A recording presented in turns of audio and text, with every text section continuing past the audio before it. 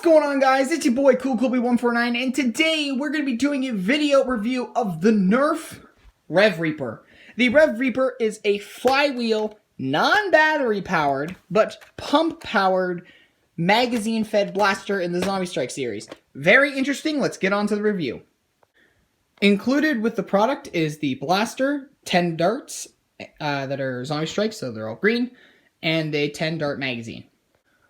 Here is an external overview of the Rev-Reaper, starting at the front. It has no end strike attachment, but that's normal for the Zombie Strike series. They focus mostly on when you buy the blaster, it's a full blaster. You don't have to buy extra parts for it because it's already a full blaster. At the front, it does have a sling attachment point, and right under it is the pump handle. Now, this isn't a traditional pump style blaster where you pump, pull forward, and pull the trigger. As you notice, there is no trigger.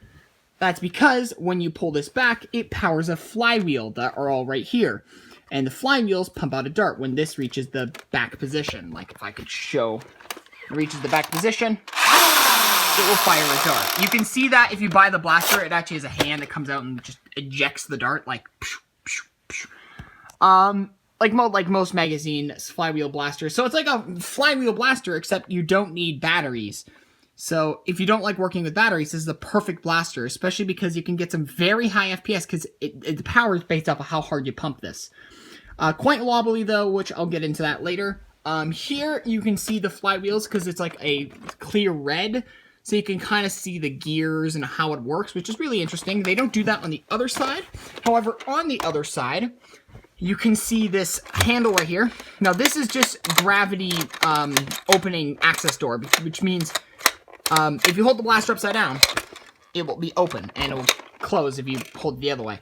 And you just lift it up to clear any jams. I've had 0 jams with this blaster. I've had it for around a month now. Very amazing, very fun to use. No jams of whatsoever. I've only used the access door whenever I intentionally try to jam it to see the workings of it and see if that actually works. And it does work quite well. Going a little back, this is the magazine port.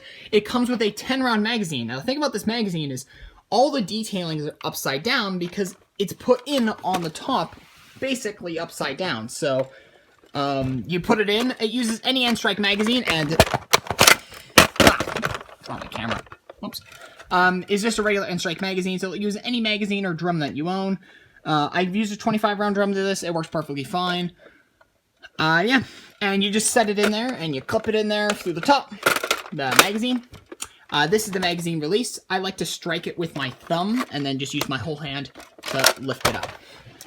This is a terrible setup I have. I need to get, I have a full setup, but I need a second person to do it, and I don't, so it's just me for today. But that is the magazine port. Back here is a sling mount. There is no stock attachment point, which kind of sucks. If this had a stock attachment point, I would buy a stock just to use for this blaster, because I think it needs a stock or something to back here. I think it also should have a front barrel attachment, but you know, Zombie Strike gotta be Zombie Strike. But yeah, this is a weirder material than usual. It's not a usual plastic or rubber. It's like a mix between both. I don't know why they did that, but it makes it look cool, but it's weird.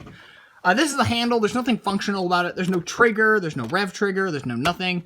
There is this cool chain part, which looks quite cool. You can also even use it as your handle, because there's no trigger, so why would you need to keep your hand here? Except it's the most comfortable thing about this blaster is the handle. More about the comfortability, in my opinion, of the blaster coming up, but here is a firing demo.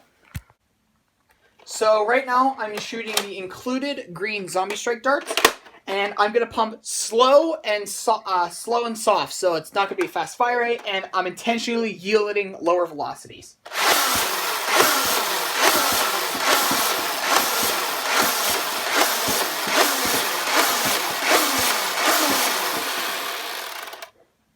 So now I'm going to be pumping slow but hard, so it's going to give really high velocities, but not really super fast fire rate.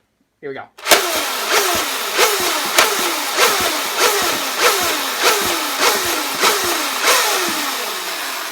So now I'm just going to be going full ape crap on this. I'm going to go pump super fast and super hard and drain it instantly. Here we go. Woo!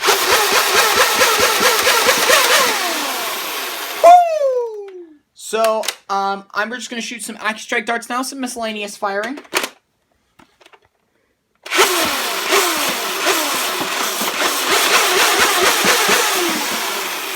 So, overall opinion on the Nerf Rev-Reaper, it is one of my favorite blasters. This system works, and they should work on it way more than they do now.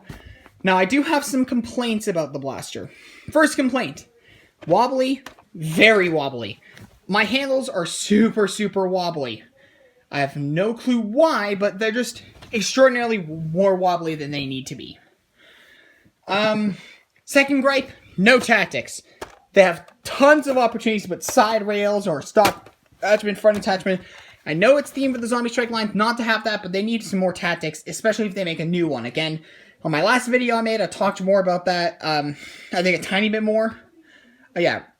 Make more tactics. And this gravity door, I don't know if it's a design flaw. I think they intentionally did this, but I don't know why this is gravity fed. I don't get personally annoyed by it, but that may annoy some people. And also, it looks sloppy, that part. It feels off-brand, but I'm okay with feeling off-brand blasters. It just feels off-brand. So if you're in a Nerf war and using this, some people may just not use it because of how sloppy it feels. But it is one of my favorite blasters of all time, and I suggest that if you've not experienced using Rev-Reaper 2, purchase one on Amazon. I will not have a link in the description. I do not know what fell. Anyways, guys, I hope you enjoyed the video. Give it a like if you did. I'm going to include some minor editing in my videos now, especially if they're vlogs, of just all the clips edited together in some editing softwares. And I should see you all in the next video. Bye-bye.